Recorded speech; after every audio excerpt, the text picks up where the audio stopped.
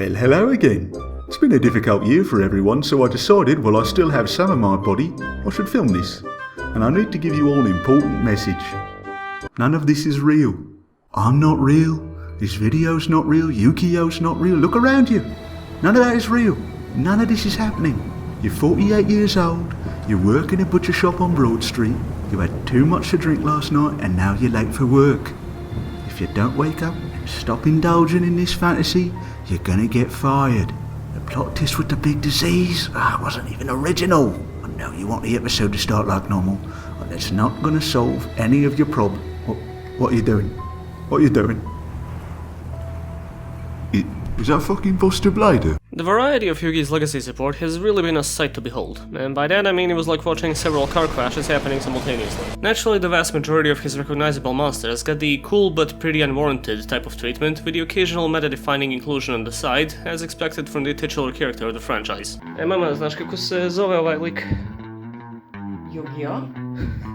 Yes! To tell you the truth, this was originally supposed to be a video skimming over most, if not all, of Yugi's legacy support, including things like Dark Magician, BLS, Gaia, or the Summoned Skull stuff, which I'm 99% sure was made as a practical joke. I mean, why else would I give a level 6 Synchro to a deck based on a level 6 monster? However, I opted out of the idea, as it would be a lot of work for something that would extensively skip over things I actually want to talk about in depth, the primary subject being Buster Blader. I occasionally see this guy referred to as the Goblin Slayer of Yu-Gi-Oh, but I don't remember the part of Goblin Slayer where Goblin Slayer adopted a small baby goblin and raised it like his own child to aid him in his goblin slaying adventures before it grew up and became evil, so he had to slay the goblin and fuse with his remains while the spirit of the baby goblin stayed with him after that. No, he smacked that thing like that! As one of the earliest and most popular quote-unquote hunter monsters, meaning ones that specialize more or less in fighting one specific type or attribute, Buster Blader eventually got a whole line of support which streamlined his dragon hunting abilities to a somewhat general range of monsters, while still being primarily based around dragons for the sake of legacy. Does this make the deck messy to learn and brimming with contrived interactions? Of course, that's why it's so fun to talk about. So naturally we start off with the original Buster Blader, a level 7 Earth Warrior with 2600 attack and 2300 defense, which gains 500 attack for each dragon type monster the opponent controls or in their graveyard. This is not a good card. It doesn't even hurt me to say it, because Konami is perfectly aware of this too, given how putting this specific monster out of the field is far from the deck's primary gameplay style. He is extremely cool, what with a massive sword and edgy armor with a comfy built-in headrest, but it'll never not be funny to me that this weird bit of shading on his chin made the artist of Yu-Gi-Oh! Art think it's a really grumpy mouse. I mean, it's fine, I thought that too when I was like 10. You run 2 or 3 of these depending on whether you run the retrain or not, which unfortunately is not an objective replacement for the OG because it's legacy support and not legacy tribute. Funnily enough, Buster Blader did have some limited semblance of support back in the day, with a couple of monsters in back row. Skilled White Magician is exactly what you'd expect from the thankfully short-lived Skilled Magician series, meaning it's a level 4 spellcaster that gains a spell counter upon every spell activation, which you can send to the graveyard with 3 of those to special summon Buster Blader from pretty much anywhere. I don't know what the standards for skill are for these magicians, but this is not what we're looking for. Goodbye, white boy. Dark Paladin, on the other hand, is a fusion between Dark Magician and Buster Blader, has 2900 attack and 2400 defense, and besides inheriting Buster Blader's attack boost, it also lets you negate and destroy any spell by discarding a card. As you can probably tell, conceptually and effect-wise, this is a cute precursor to Hell Eyes Lucifer Satan. While not quite the playable epitome of a sugar-high 12-year-old's custom card the way Dragoon is, Paladin's effect is still mostly nice, even though you won't be putting it in any decks nowadays. It can still be a neat surprise if you manage to cram it in though. Emblem of Dragon Destroyer is a normal spell that straight up just adds Buster Blader from your deck or graveyard to your hand, which is not something you really need to run today, but you have to admit was kind of crazy for a card from 2002. This thing exists solely because it was used exactly once during a filler arc in Duel Monsters, so it's nice that it's simple consistency boosting and not an absurdly specific removal spell or something. Now, going back to middle school me misinterpreting card artwork, does this look like a shoe to anyone else? I swear for a solid decade I thought this was just a really weird shoe, and I never stopped to think twice about how ridiculous that is. I mean, I get it now, it's an upside down sword hilt, but why is it upside down? Why would you break my brain like this? I swear I never felt stupider in my life than when I realized this wasn't a fucking shoe. Miracle Restoring is a trap that lets you remove 2 spell counters from your field to special summon Dark Magician or Buster Blader from your graveyard. They really tried to force spell counters as the central gimmick of ancient Yugi support. Thankfully this is a practice that was mostly abandoned, and nowadays you don't really see the word spell counter unless a card mentions them at least 4 times in the effect text. And until late 2015, that was all that Buster Blader fans had to work with, which wasn't much given his complete lack of function outside of Playground formats. Following a less than impressive showing by Blackluster Soldier in Dimension of Chaos, sorry I meant Soldier, Luster Soldier, Super Soldier, Buster Blader received his own share of new cards, and with them a very contentious gameplay style. The first card of note here is Buster Whelp of the Destruction Swordsman, which is almost very cute, but just a smidgen too freaky to apply for the Tsuchinoko effect.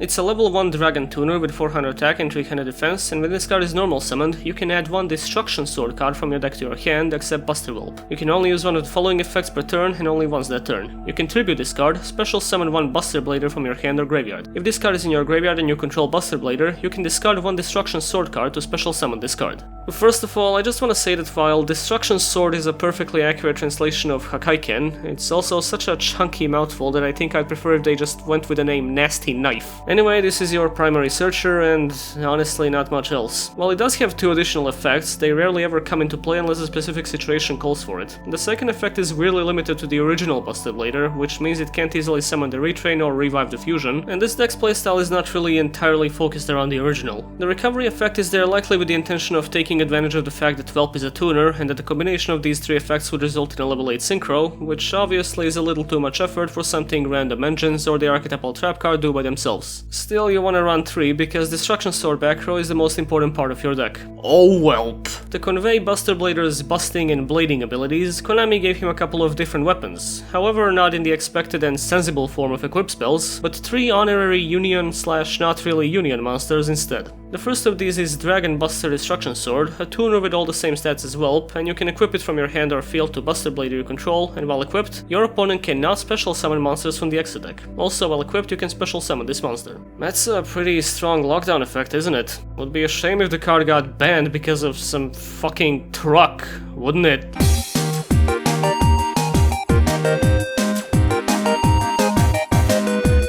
After Union Carrier's ban and discard's return, the dynamic of its usage is likely to shift drastically, as generic ways to equip it are much scarcer, but in Buster Blader decks it's still a decent one-off, as you can somewhat easily search and recover it when necessary. That's not everything though. The card gives us an interesting first look at a playstyle they decided to grant Buster Blader with a legacy support, that being Hard Lockdown. While most people would have expected a guy known for killing dragons to have a more aggressive, combat-oriented strategy, BB seems to much prefer strolling over to the opponent's side of the field and pressing the off switch. This will be heavily expanded upon in the next few minutes, and while I understand it's likely supposed to convey the fear he instills into his enemies, this decision has led to mixed reactions from the player base. On one hand, it can be extremely fun to disable the opponent from making any strong plays, but on the other, it's a playstyle that's inherently going to be inconsistent or fragile due to balancing, and is also generally annoying to play against when it actually goes off. So on that topic, we continue on to Wizard Buster Destruction Sword, proving that Buster Blader is actually an edgelord who hates all monster types equally. This is a level 3 spellcaster,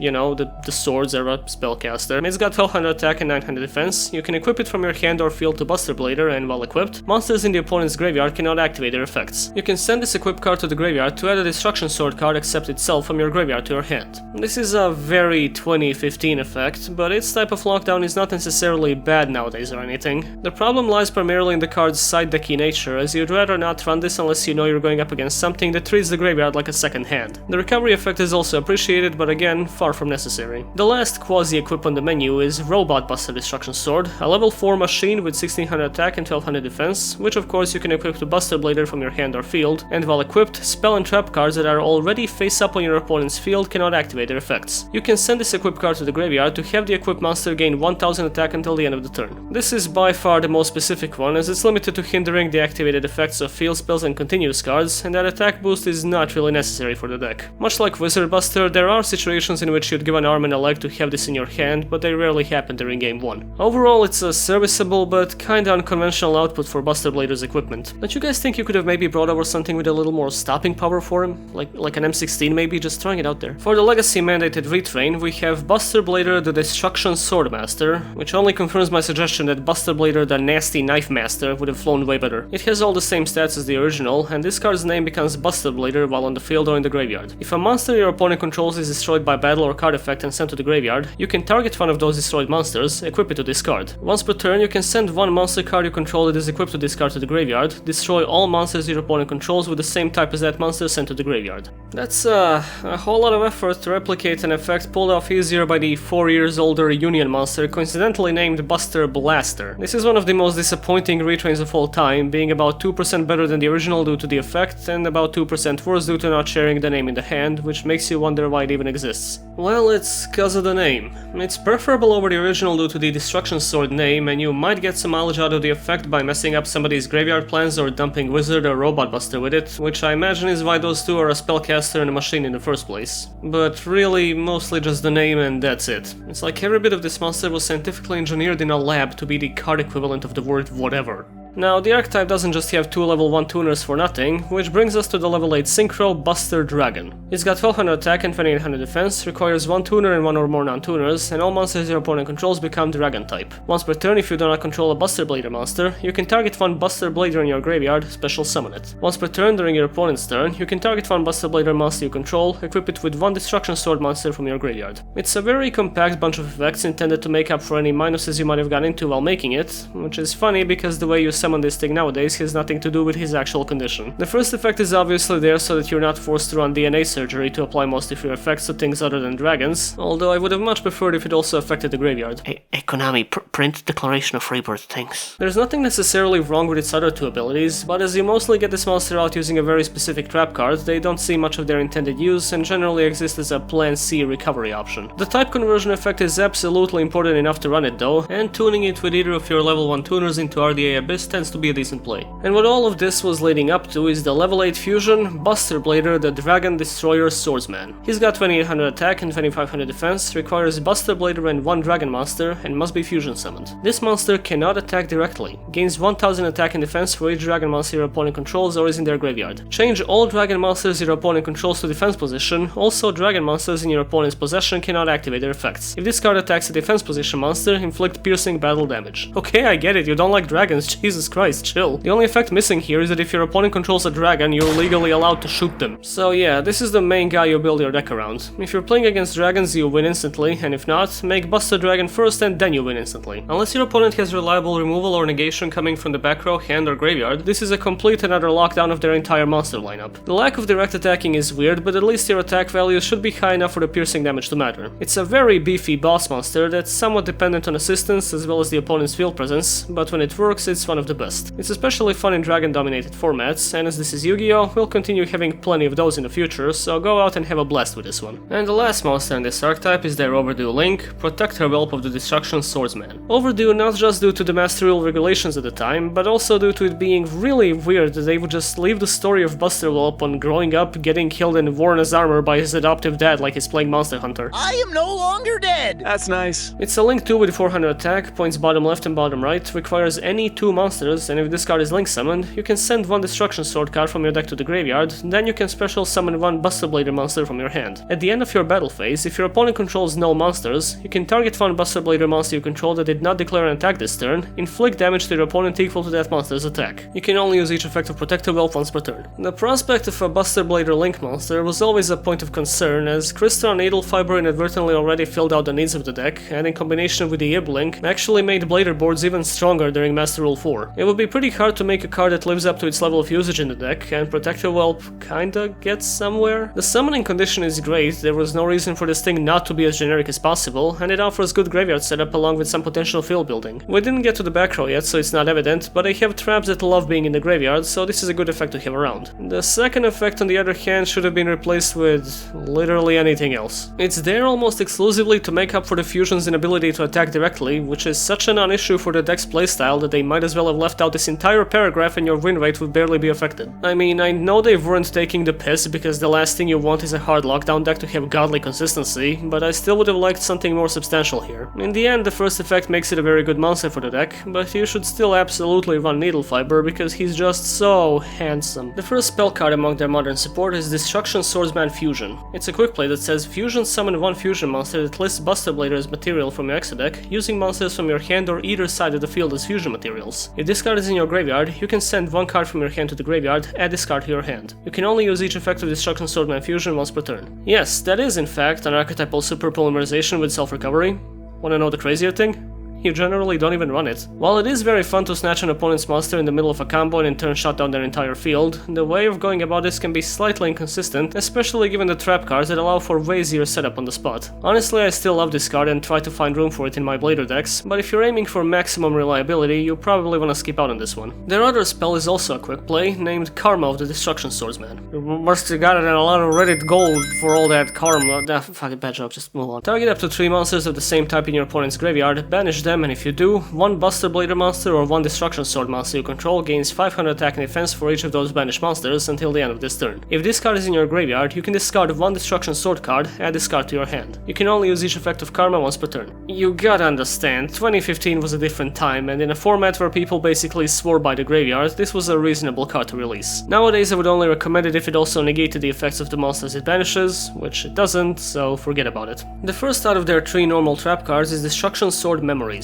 Discard one Destruction Sword card, special summon one Buster Blader monster from the deck. You can banish this card from your graveyard, fusion summon one Buster Blader the Dragon Destroyer Swordsman from your extra deck by banishing fusion materials listed on it from your graveyard. This is the reason why you generally don't run the main fusion card, because you have a Miracle Fusion that also sets up your graveyard and gives you field presence. A lot of the time you won't even care for the first effect as you simply dump the card to use the fusion ability in the graveyard, but it's still a great piece of setup. It's a fantastic card that's ideal at 2, as you don't want it being too cloggy. Prologue of the Destruction Swordsman is arguably the most important card in the deck right now, and it goes as follows. Send one Destruction Sword card and one Buster Blader monster from your deck to the graveyard except Prologue, special summon one Buster Dragon from your extra deck or graveyard, but destroy it during the end phase of the next turn. You can banish this card from your graveyard. This turn, Destruction Sword cards you control cannot be destroyed by battle or card effects. You can only activate one Prologue per turn. If you couldn't tell, this came out a fair amount of time after the rest of their cards, and was clearly and carefully set up to synergize with the deck's most optimal playstyle. The amount of graveyard setup you're given is usually more than enough to summon the fusion by using memories, and in combination with the free Buster Dragon you just cheated out, that's a free lock. The second effect is garbage and makes me very angry that Buster Blader and Destruction Sword are 2 different archetypes for some reason, because this protection barely ever matters, but the first effect is so magnificent that you never run less than 3. Don't worry about the end phase destruction of Buster Dragon, because by the time that happens, you usually gave additional setup to your field or, well, won the duel. And the last Buster Blader card is Destruction Sword Flash. No, I am not counting Tomb Buster Blader. Fuck Tomb Buster Blader. If you control a fusion monster that lists Buster Blader as material, banish all monsters your opponent controls. When a card or effect is activated that targets a Buster Blader monster you control except during the damage step, you can banish this card from your graveyard, negate that effect, and if you do, destroy that card. The first effect seems amazing until you realize you don't really need it. It was fine while you still had trouble making the Synchro because it gave you an alternate solution for dealing with non-dragons, but nowadays the fusion rarely hits the field without Buster Dragon. The protection effect on the other hand is actually pretty nice and warrants running the card in case you have extra dumping resources. It's not necessary but not bad either. It's overall a very solid lineup of trap cards. Time for the Buster grading. Consistency gets a very strong 3, bordering on a 4. While you do have some bricks in the deck, there's rarely a lack of resources to make your basic play given how few cards the deck needs and how searchable they are. You fetch the level 1s with Jack in the hand or Overdue, you set up the traps with Trap Trick or Foolish Burial Goods, dump fusion materials with Foolish Burial or Nadir's Servant, etc, etc. I did just say etc because I can't think of any more examples from the top of my head, but don't worry, it is consistent. Power gets a light 4. The deck is perfectly capable of stacking massive one-hit KO attack values into the fusion, especially against dragon decks, but the attack boost isn't always enough to end things in one turn because it heavily depends on both yours and the opponent's board state. Still, it's undeniably meant to deal massive damage and it pulls it off well. The recovery is technically a core part of the deck's playstyle as they have plenty of recursion in the back row as well as monster revival, but most of the time these effects are applied for the sake of setting up your basic plays instead of coming back after a field wipe. There's plenty of it, just not in the traditional manner, so it's a light 3. The protection is arguably the weakest part here, as the only cards that provided are Prologue, which is easily dumped but doesn't protect your most important cards,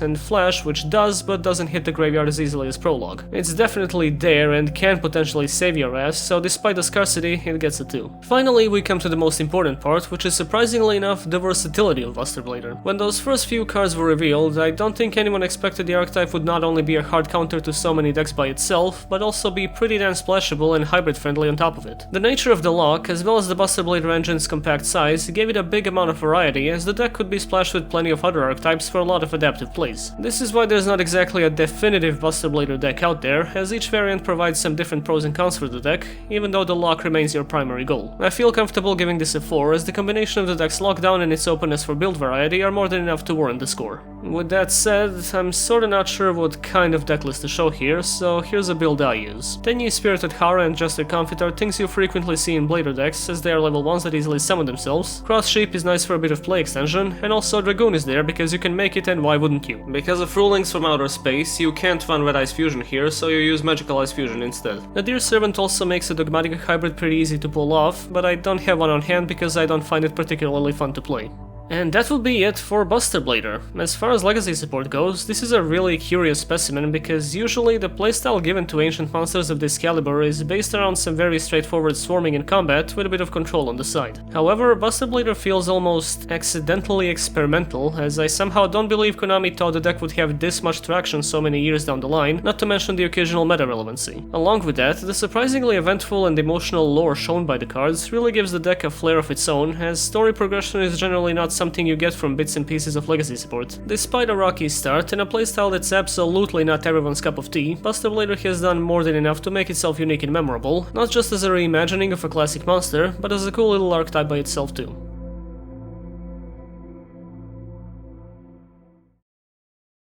Okay, we're recording? Okay, great. What's up, my lime slimes? I mean, what's up, my Yugi monsters? Hi, guys.